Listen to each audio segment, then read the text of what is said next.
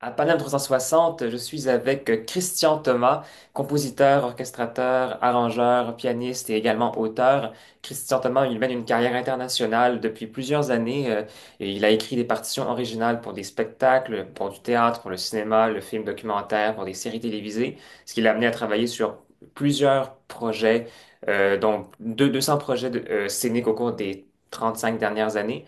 Parmi un de ses plus récents, citons notamment La Messe solennelle pour une pleine lune d'été, son premier opéra basé sur une pièce de Michel Tremblay. Et il nous offre maintenant son premier concerto pour pipa, qui sera donné en première à la Maison symphonique le 30 janvier à 19h30 avec l'Orchestre philharmonique et avec la soliste Liu Fang au pipa. Et il va nous en parler de ce concerto particulier, pourrait-on dire, composé pour un instrument tout aussi particulier. Bonjour Christian Thomas. Bonjour Alexandre. Alors justement, comment a débuté cette aventure et cette impulsion qui vous a amené à composer ce concerto pour cet instrument qui est le pipa? Et en sous-question, peut-être justement, qu'est-ce que le pipa pour les gens qui ne seraient pas familiers avec cet instrument? Le pipa, en fait, c'est un instrument soliste qui est un instrument de chambre avant tout. Donc, c'est un instrument un peu qui a un peu la morphologie, par exemple, du luth ou Mhm. du oud, de ces instruments à travers le monde qui se rejoignent ni plus ni moins par leur forme et qui a quatre cordes, mais un grand nombre de frettes. Et la façon dont les Chinois l'articulent et le jouent, c'est très intéressant parce que, en fait, c'est un instrument qui date quand même de l'année 1000 avant Jésus-Christ. C'est une très, très vieille tradition chez les Chinois. Mhm. Et puis, ça rend la chose encore plus intéressante parce que c'est un instrument très, très volubile, très admirablement joué par Liu Fang, par cette interprète absolument merveilleuse. Et puis, pipa, le nom vient du fait qu'on attaque une corde d'un côté, puis pas de l'autre côté du doigt. C'est curieux, hein, comme nom, c'est simple comme étymologie. Alors, d'où son nom particulier. Oui, c'est vraiment très, comment dire, au son finalement que ça a été pratiquement nommé, cet instrument-là avec le geste. Et justement, Oui. d'où vous est venue cette idée de composer pour cet instrument-là? Comment est né ce projet? Vous savez, dans la vie, je pense que c'est souvent une question de rencontre, une question humaine à travers les projets qu'on tente de faire, ou en fait qu'on on nous approche, puis souvent il y a une connexion avec des gens qui fait que nous allons nous entendre, nous allons bien travailler ensemble. Et je pense que ça a été le cas avec Liu Fang. Je l'ai rencontré. J'ai une amie qui m'a invité à aller entendre Liu Fang à son concert annuel à la salle Bourgie.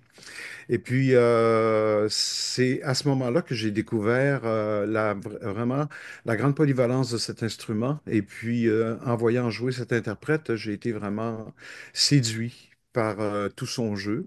Et ensuite, nous avions une réception en fin de soirée qui était chez l'ami qui m'avait invité. Donc, j'ai pu rencontrer Liu Fang, on a échangé, on a parlé. C'était une fantastique rencontre qui s'est produite de cette manière-là. Et ça remonte à peu près à 4 ans et demi, cette première rencontre. Et à toutes les années, je suis retourné entendre Liu Fang toujours à la salle Bourgie. Hmm. Mais entre-temps, il y a peut-être 2 ans, l'idée d'écrire un concerto est apparue et en présence des personnes qui étaient là, certains artistes et tout. Et moi, j'ai été partant pour faire ce projet-là et j'ai commencé à écrire un mouvement. Et puis, par la suite, je l'ai envoyé à Liu Fang. À ce moment-là, c'était le deuxième mouvement que j'avais commencé. Et il n'était pas encore question de la thématique du dragon. Oui, parce qu'on n'en a pas parlé effectivement, mais le concerto a un nom, c'est le concerto Dragon euh, Oui, pour pipa. Donc, pourquoi le dragon justement? à cause de la puissance symbolique de cet animal mythologique, on va dire. Qui a différentes perceptions, soit qu'on est dans un univers occidental ou oriental. Chez les Chinois de l'époque de Confucius, c'est un instrument qui était un instrument, pardon, euh, un animal mythologique qui était prié. En fait, c'est un peu considéré comme un dieu. On en avait peur aussi, mais on le priait pour qu'il nous préserve contre les sécheresses ou encore, son inverse, qu'on soit préservé contre les inondations. Alors, je trouvais ça intéressant, tu sais, d'avoir cette allégorie pour faire une image.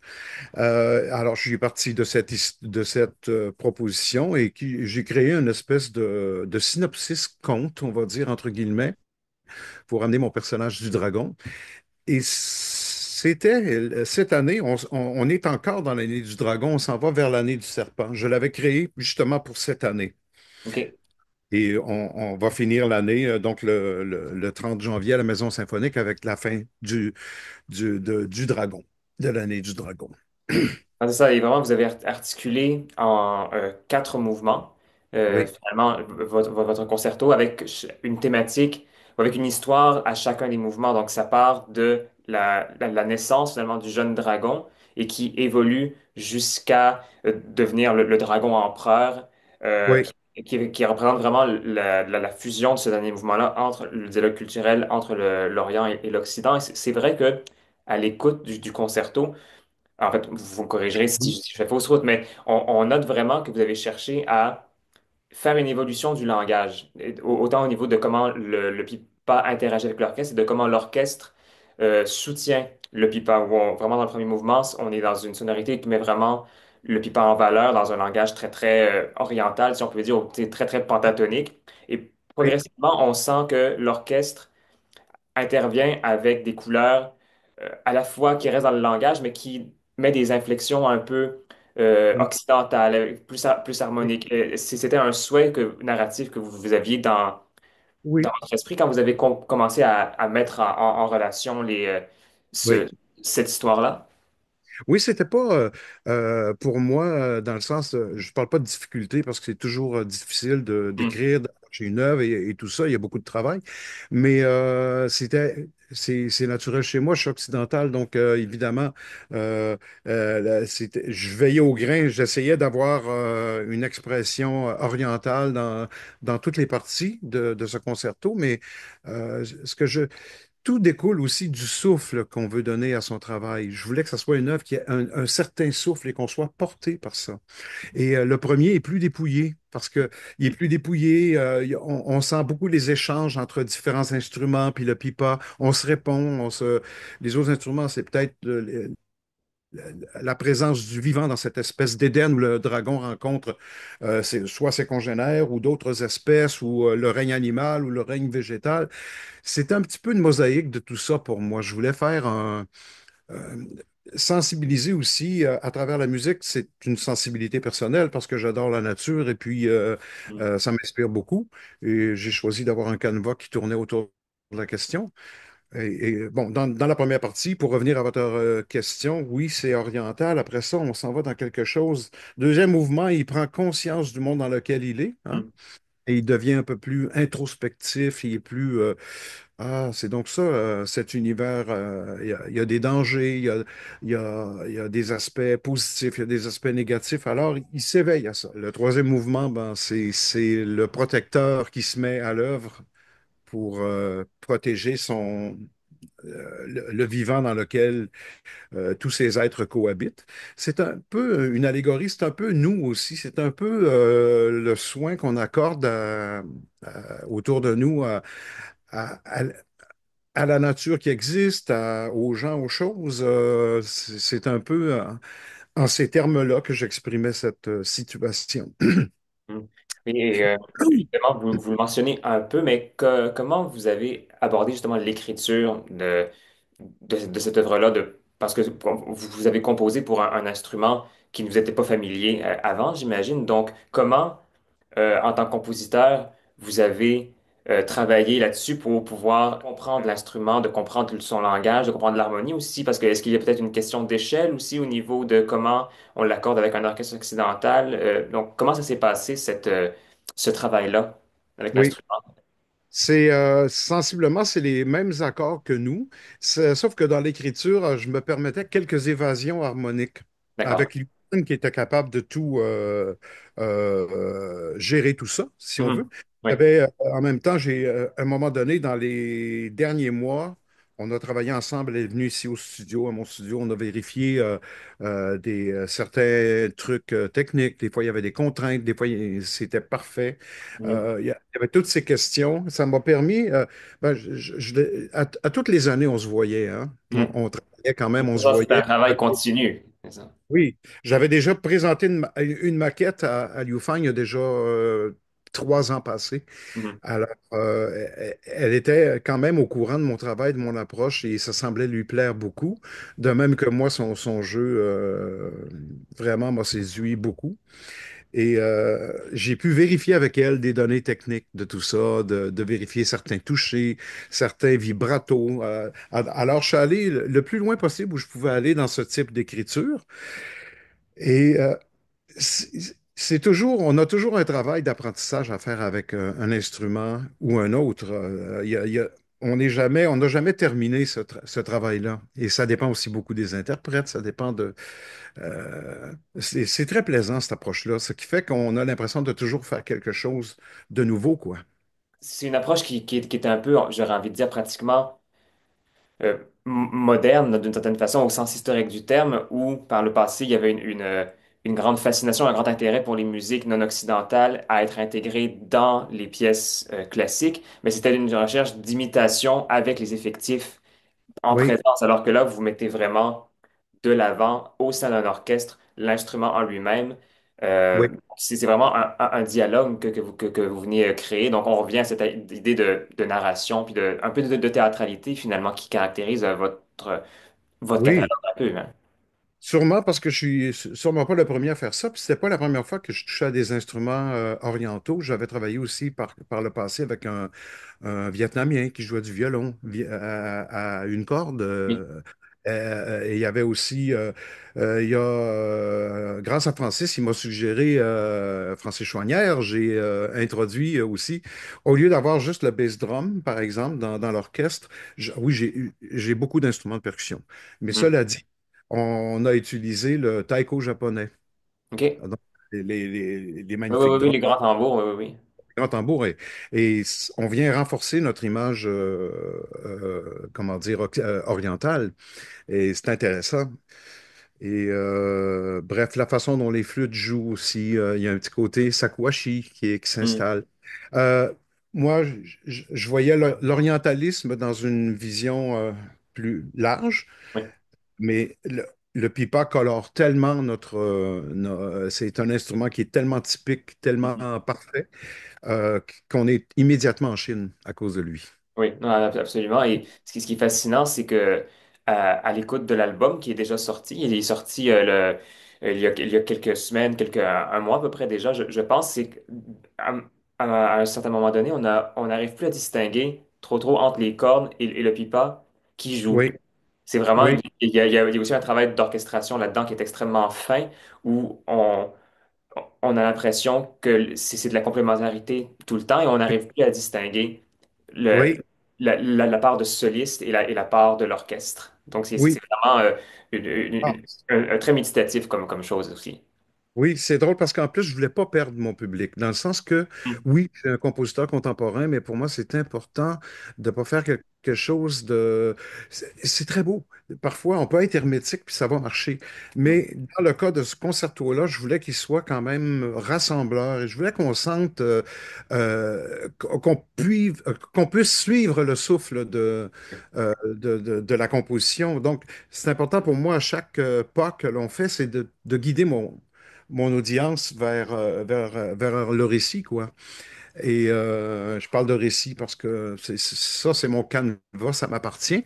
Mais cela dit, ça demeure, la musique parle aussi par elle-même.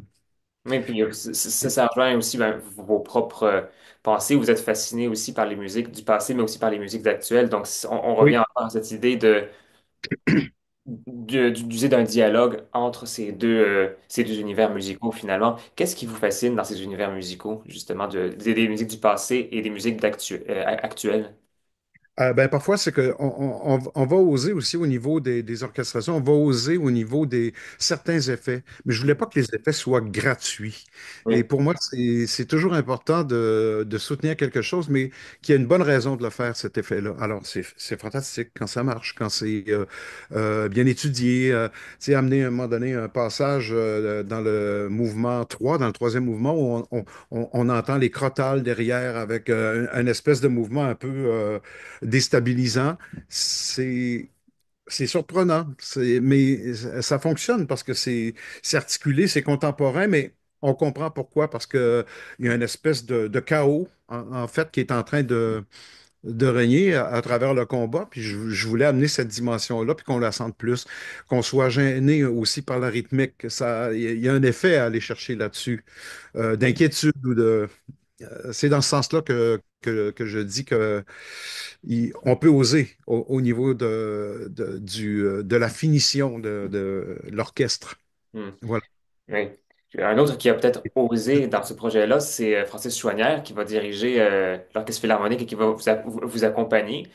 Comment le choix s'est porté sur lui pour diriger ce projet-là puis porter ce projet-là et comment vous avez travaillé avec lui? Justement, vous en avez parlé un peu sur son apport sur l'orchestration un peu dans l'effectif orchestral, mais comment le travail s'est fait avec lui également? Avec Francis, ça a été vraiment une magnifique rencontre. C'est GFN aussi qui est Oui, derrière la production de ce absolument. projet-là, avec Lily Luo, donc ils sont comme associés. Lily, qui est la productrice, qui a fait en sorte que aussi l'enregistrement de ce projet-là a été fait et tout. Avec Francis, bon, on a travaillé quand même. Il est venu me voir ici au studio. On a fait, on a repassé à travers. Il est venu une fois, on a passé à travers toute la partition, puis on a identifié les parties, on a précisé des choses avec lui. C'est sûr qu'à chaque fois qu'on arrive avec un maestro, à la fin, c'est toujours, il y a un échange, un véritable échange qui est là, et on est ouvert aux propositions que le chef fait parce que il est coloriste aussi, Francis. Donc, ça prend des très, très belles couleurs après le travail. Donc, on va être en répétition aussi à la Maison symphonique mercredi. Et puis, on va poursuivre ce travail-là dans le sens qu'on va reprendre avant le concert les répétitions. Et c'est capital de travailler avec un chef, puis il nous aide à atteindre le résultat qu'on veut, puis parfois on le dépasse. Absolument. Bien, Oui. ça sera un rendez-vous certainement à ne pas manquer, cette création mondiale de votre concerto pour pipa Dragon avec l'Orchestre Philharmonique dirigé par Francis Chouanière dans un concert où sera également mis en valeur le concerto Les Amants Papillons, qui sera interprété par Guillaume Villeneuve, violon solo Oui. de l'orchestre, et Bravo. auquel il faut vraiment se gréver L'Oiseau de feu de Stravinsky. Donc, on est vraiment encore là une fois, dans un mélange Oui, Orient-Occident dans oui. une couleur orchestrale, on pourrait dire de la même idée d'une certaine façon, dans la même texture, avec, je le répète, Liu Fang qui sera au pipa. Donc, c'est le 30 janvier à la Maison Symphonique. Merci beaucoup, Christian Thomas. Merci beaucoup, Monsieur Villemer. À la prochaine. À la prochaine.